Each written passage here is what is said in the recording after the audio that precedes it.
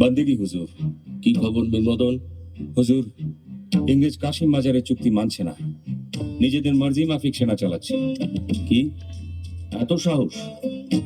এরা বানিয়ার ছদ্মবেশে আমার বাংলাকে কেড়ে নিতে চায়। এবার ওদের একটা চরম শিক্ষা দিতে হবে। মীর মদন, সৈন্য প্রস্তুত করো, আমি কলকাতা আক্রমণ করে গুঁড়িয়ে দিতে চাই। জো হুকুম। 16 জুন 1756 ঝড়ের মতন সিরাজের সৈন্যদল আছড়ে পড়ল কলকাতা। ফোর্ট উইলিয়াম আক্রমণ করল নবাবী সেনা।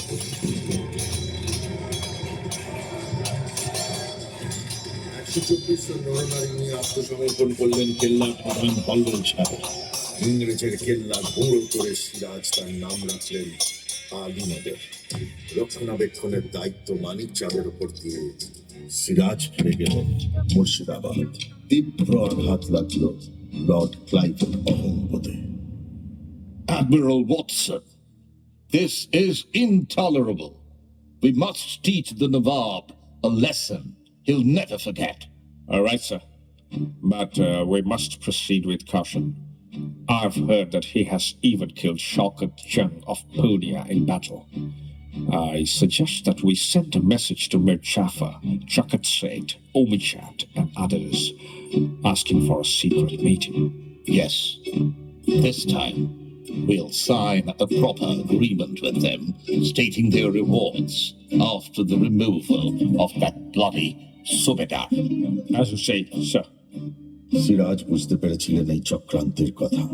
তিনি বন্দী করলেন মানিক চাঁদকে। ভয় পেয়ে রাজবল্লভ, মির্জাফর এবং ইয়ার লতিফ মিলিত হলেন জগৎ শেঠের বাড়িতে। এলেন ক্লাইভ এবং ওয়াটসন। স্বাক্ষরিত হলো এক গোপন চুক্তি, যাতে বিপুল পরিমাণ অর্থের বিনিময়ে ইংরেজ প্রতিশ্রুতি দিল সিরাজকে সরানোর জন্য সব রকম সাহায্যের। এই গোপন সন্ধির আভাস পেয়ে নবাব মির্জাফরকে বন্দী করার ব্যবস্থা নিলেন। কিন্তু যখন উনি বুঝলেন যে ইংরেজের সঙ্গে এই চক্রান্তে আরো অনেকেই সামিল, সেই পরিকল্পনা তাকে ছাড়তে হল। মির্জাফর, আপনি কি তাক্তের প্রতি আপনার আনুগত্য স্বীকার করতে প্রস্তুত? হুজুর, আমি আপনার গোলাম। তাহলে এই পবিত্র কোরআন শুনে শপথ করুন, সুবে বাংলার প্রতি বিশ্বাসঘাতকতা করবেন না। আমি শপথ করলাম, শেষ রক্তবিন্দু দিয়ে বাংলাকে বিদেশি শত্রুর হাত থেকে রক্ষা করব। সাবাস! আসুন, এবারে ইংরেজদের সমুচিত শিক্ষা দিন। সেনা নিয়ে কুচ করুন পলাশের দিকে। ইনশাল্লাহ জয় আমাদেরই হবে।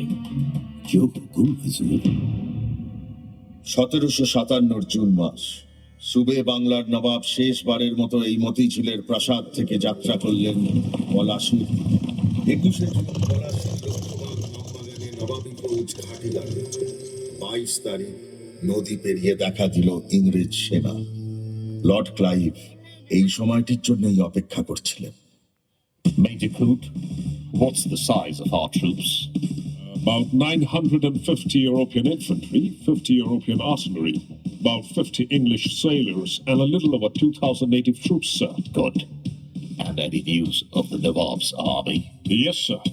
About 35,000 infantry, 15,000 cavalry, 53 field cannons, and 50 Frenchmen under Safra.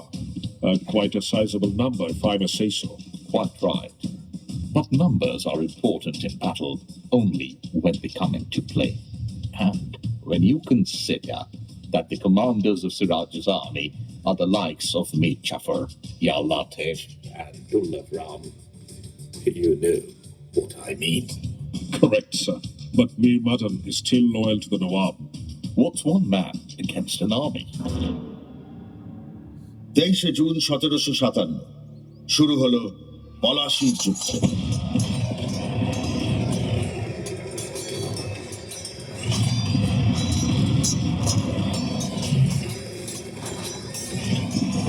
Mir Madan আক্রমণ করলেন ইংরেজ সেনা। তার প্রবল পরাক্রমের কাছে পিছু হটতে শুরু করলেন ক্লাইভ।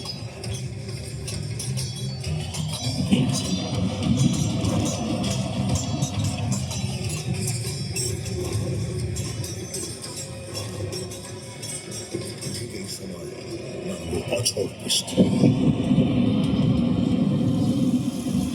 ফাঁসির কান্নায় ভিজে গেল পলাশির প্রান্ত, আর সঙ্গে ভিজে গেল সিরাজের সমস্ত গোলাপ। কিন্তু লড়াই ছাড়লেন না মুহূর্তে। বাহাদুর, ইংরেজ ভেবেছে আমাদের গোলা বারুদ খতম মানে আমরাও খতম। আজ ওদেরকে কলেজ সাবিত করবার দিন। তোমরা এক একজন 10 ইংরেজের ওপর ভারী। ভাইও, আজ দেখিয়ে দাও সুবে বাংলার তাকাত।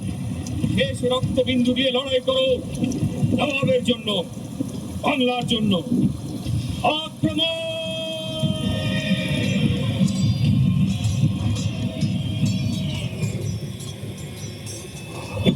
কিছু বছর থাকা ইংরেজ সেনার অতর্কিত গুলিতে শহীদ হলে নিয়ে গেল।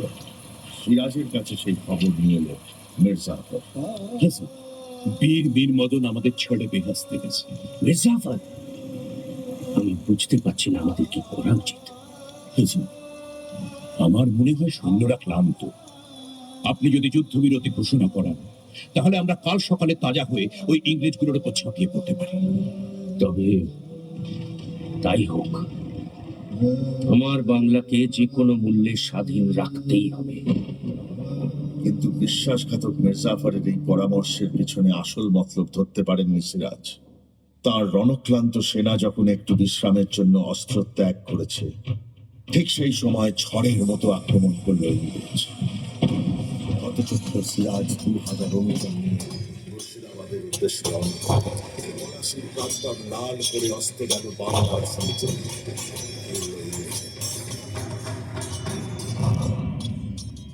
এরপরের ইতিহাস বড় করু। বেগম লুৎফুন্নেসার কন্যাকে নিয়ে পাটনার উদ্দেশ্যে যাত্রা করার পথে ধরা পড়লেন সিরাজ। কোণঠাসা বাঘকে খাঁচায় ভরে নিয়ে আসা হলো মুর্শিদাবাদে। মির্জাফর হুকুম দিল সিরাজকে বন্দি রাখা, কিন্তু তার ছেলে নুরানের মতলব ছিল অন্য। সে তলব করল মোহাম্মদী বেগকে।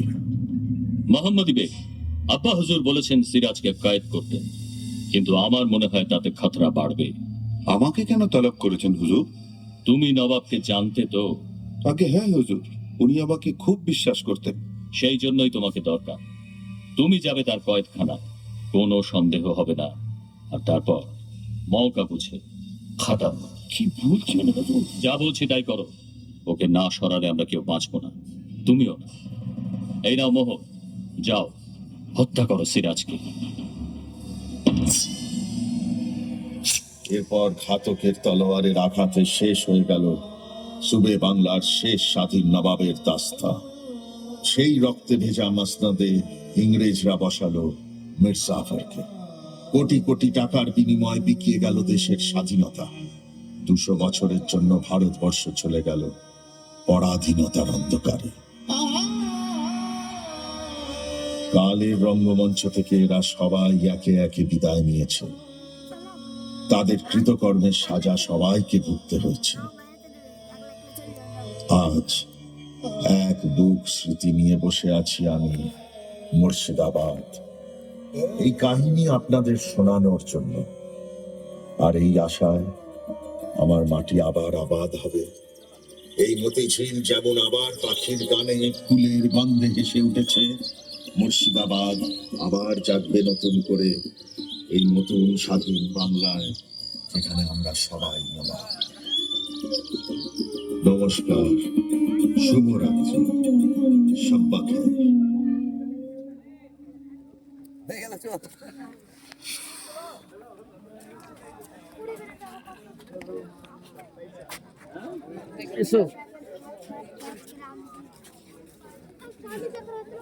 ভিডিও করেছে।